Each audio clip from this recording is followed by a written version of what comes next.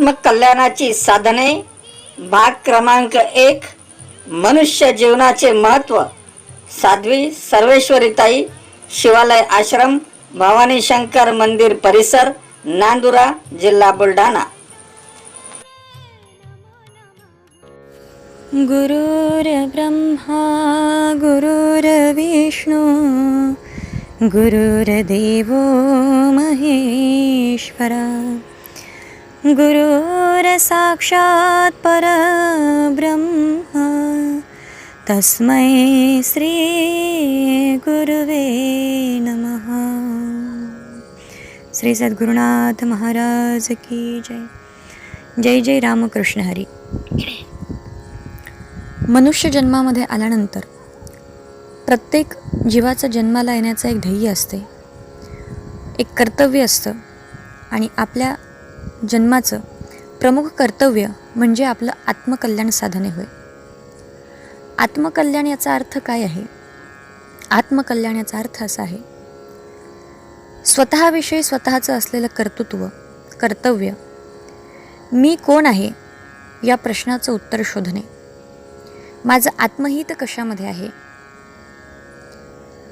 याचा विचार करणे, मी कोण आहे या प्रश्नाचा विचार आपल्याला करायचा आहे। याचा अर्थच आपल्याला स्वतःची ओळख करून घ्यायची आहे।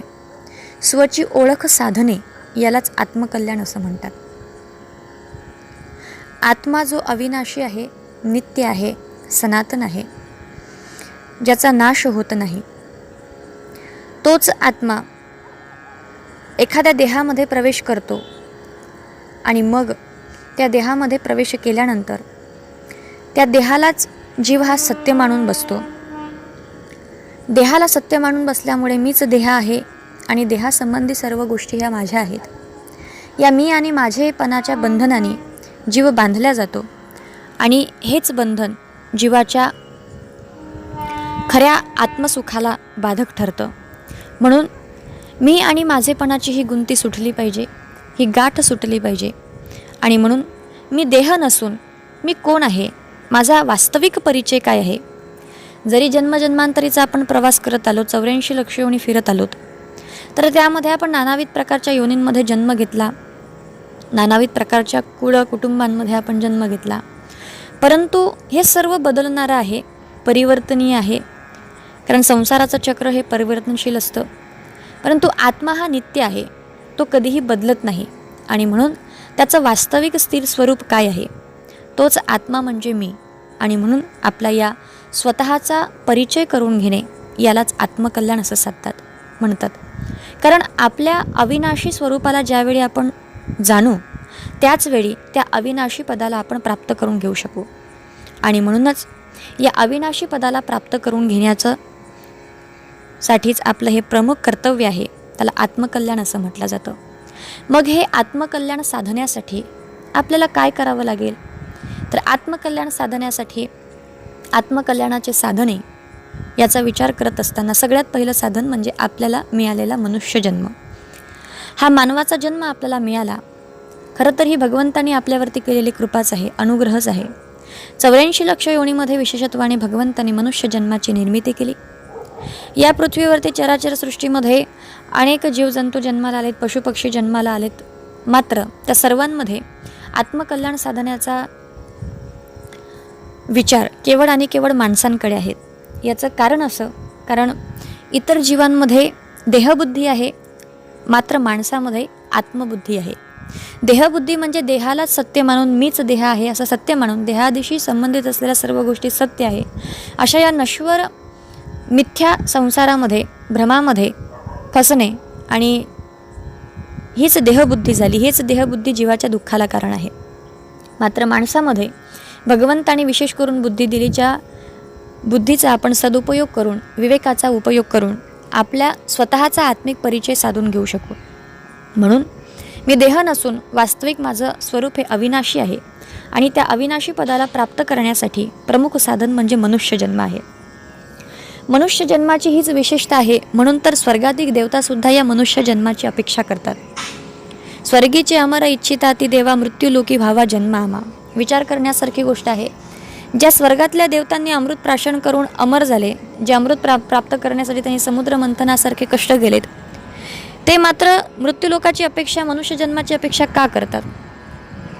मृत्यूलोकीच्या या देहे देव इच्छिताती पाहे का? याचं कारण असं आहे, कारण नारायण नामे होऊ जीवन मुक्त कीर्तनी अनंत गाऊ गीते, किंवा आयुष्याच्या साधने सच्चिदानंद पदवी घेणे. आपल्या मूळ वास्तविक सच्चिदानंद स्वरूपाला प्राप्त करायचं असेल तर त्यासाठी साधनच मनुष्य जन्म आहे.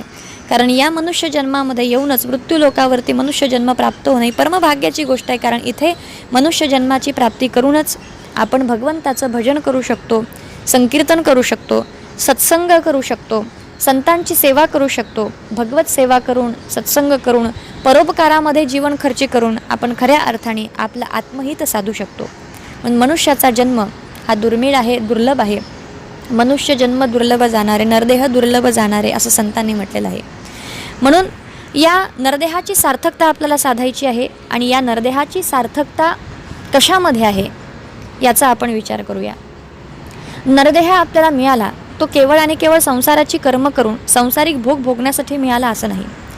ऋषभदेवांनी श्रीमद भागवतामध्ये फार सुंदर प्रसंग येतो. भगवंताचे परमहंस अवतार असलेले भगवान ऋषभदेव यांनी आपल्या 100 पुत्रांना ज्यावेळी उपदेश केला त्यावेळी ते सांगतात की मनुष्याचा जन्म हा सांसारिक भोग भोगण्यासाठी मिळालेला नाही. केवळ संसाराची भोग भोगणं हे खरं तर विष्टामूत्र भक्षण करणाऱ्या जीवजंतूंना सुद्धा कळतं. परंतु मनुष्य जन्माची विशेष सार्थकता आहे की त्याने सत्संगाच्या माध्यमातून विवेक प्राप्त करावा आणि विवेकाच्या आश्रयाने आपलं आत्मकल्याण साधून घ्यावं. हे आत्महित प्रल्हादाने साधलं, हेच आत्महित ध्रुवाने साधलं. अनेक संत ऋषीमुनींनी आपलं आत्महित साधून घेतलं. याच आत्महिताच्या मार्गावरती आपल्याला संतांनी सुद्धा आपल्या उपदेशातून त्याची आपल्याला प्रेरणा दिली, मार्गदर्शन केलं. आणि म्हणून आपलं आत्मकल्याण साधण्यासाठी या मनुष्य जन्माचा उपयोग केवळ संसारिक कर्म, संसाराची भोग भोगण्यासाठी करू नका, तर अविनाशी असलेल्या भगवत पदाची प्राप्ती करून घेण्यासाठी खऱ्या अर्थाने नरदेहाची सार्थकता आपण साधली पाहिजे. आणि त्यासाठी या नरदेहामध्ये आल्यानंतर खरं तर पाप आणि पुण्य करून मनुष्य जन्म आपल्याला मिळतो. म्हणून काही पाप असतं की ज्याच्यामुळे आपल्या वाटेला दुःख येतात, पुण्य आहे म्हणून सुख प्राप्त होतं. पण या सुख आणि दुःखाच्याही पलीकडे परमशाश्वत असा आनंद आहे आणि त्यालाच परमानंद, ब्रह्मानंद असं म्हणतात. त्या परम आनंदाची प्राप्ती जर करायची असेल तर आपण आपल्या आनंद स्वरूपाला ओळखणं अत्यंत गरजेचं आहे. आणि त्या आनंद स्वरूपाला ओळखण्यासाठी नित्य त्या आनंद स्वरूपाचा ध्यास आपण घेतला पाहिजे, त्याचं ध्यान केलं पाहिजे, त्याचं स्मरण केलं पाहिजे. कारण मनुष्य जो विचार करतो, जे स्मरणात ठेवतो, वारंवार ज्याचं चिंतन करतो, त्याच अवस्थेला तो प्राप्त होत असतो. म्हणून चिंतने तद्रूपता या न्यायाप्रमाणे आपण आपलं भगवत चिंतन केलं, आपल्या अविनाशी असलेल्या आत्मस्वरूपाचं चिंतन केलं तरच आपण आपल्या आत्मस्वरूपाला प्राप्त करू शकू आणि आत्मकल्याणाचं साधन या ठिकाणी आपल्याला साधता येईल. म्हणून आत्मकल्याणाच्या साधनामध्ये मनुष्य जन्म हा विशेष आहे. हे सर्वात पहिलं साधन आहे. कारण मनुष्य जन्म मिळाल्यानंतरच मग आपण पुढील साधनांचा विचार करू शकतो. त्यामध्ये संतांचा संग असेल, सत्संगती असेल, भगवत स्मरण असेल, संकीर्तन असेल, परोपकार असेल, भगवत भक्ती असेल, या सर्व गोष्टी आपण साध्य करू शकतो. पण त्यासाठी सगळ्यात प्रमुख साधन म्हणजे मनुष्याचा जन्म आहे. या मनुष्याच्या जन्मामध्ये आल्यानंतर गाफील राहून चालणार नाही. कारण 100 वर्षाचं आयुष्य कलियुगामध्ये कल्पिलेलं आहे आणि त्या 100 वर्षामध्ये सुद्धा शतगणिले ते अर्धरात्र खाय असं म्हटलं जातं. अर्धे झोपण्यात जातील, 10-12 वर्षाचं होईपर्यंत खेळण्या बागळण्यामध्ये आपलं सगळं आयुष्य निघून जातं. मग आत्महिताचा विचार आपण करणार कधी? गृहस्थाश्रमामध्ये अडकल्यानंतर विषयांचे, विकारांचे प्रलोभनं आपल्या समोर येतात. त्यामध्ये अडकून राहिल्या कारणाने खरं म्हटलं म्हणजे आपण आपल्या आत्मकल्याणाच्या उद्देशापासून ढळल्या जातो आणि त्यामुळे जीवाला वारंवार या संसारामध्ये गटांगड्या खाव्या लागतात. या संसार सागरातून जर तरुण जायचं असेल तर वेळीच सावध होणं अत्यंत गरजेचं आहे. म्हणून हा दुर्लभ असलेला मनुष्य जन्म मातीत मिसळू नका. आणि म्हणून आज मिळालेला आहे त्याची आपण संधी साधून घेतली पाहिजे. म्हणून जेवढं होईल तेवढं भगवत संकीर्तन करा, अंतःकरणाने पवित्र व्हा. संतांनी सांगितलेल्या मार्गावरती आपण चाललं पाहिजे. विवेकबुद्धीचा आश्रय करून आपण परोपकार, भगवत भक्ती, भगवंताला प्रिय असलेल्या सर्व गोष्टी आपण कराव्यात आणि त्यातून आपलं आत्मकल्याण साधावं. अखंड आपल्या आत्म्याशी रममाण होण्याचा प्रयत्न करावा, आपल्या आत्मतत्वाचं भान ठेवण्याचा प्रयत्न करावा. यातच खरी मनुष्य जन्माची सार्थकता आहे. पण जन्माला येण्याची सार्थकता जर साधल्या गेली तरच पुन्हा पुन्हा मनुष्य जन्म मिळेल आणि किंवा याहीपेक्षा आपल्याला नराचा नारायण होऊन या संसार भवसागरातून मुक्तही होता येईल, जन्ममरणाच्या बंधनातूनही मुक्त होता येतं.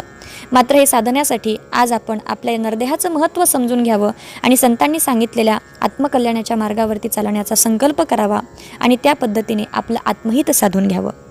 आत्मकल्याणाच्या साधनेसाठी मनुष्यजन्म हा विशेष आहे. मनुष्यजन्म प्राप्त झाल्यानंतर कुठल्या कुठल्या साधनांनी आपल्याला आपलं आत्महित साधता येईल याचा विचार आपण पुढच्या साधनांमध्ये करणार आहोत. म्हणजे पुढच्या साधनांवरती आपण पुढच्या सत्संग चर्चेमध्ये आपण चर्चा करणार आहोत. मात्र आजची चर्चा ही आपण याच ठिकाणी थांबवूया. जय जय रामकृष्ण हरी.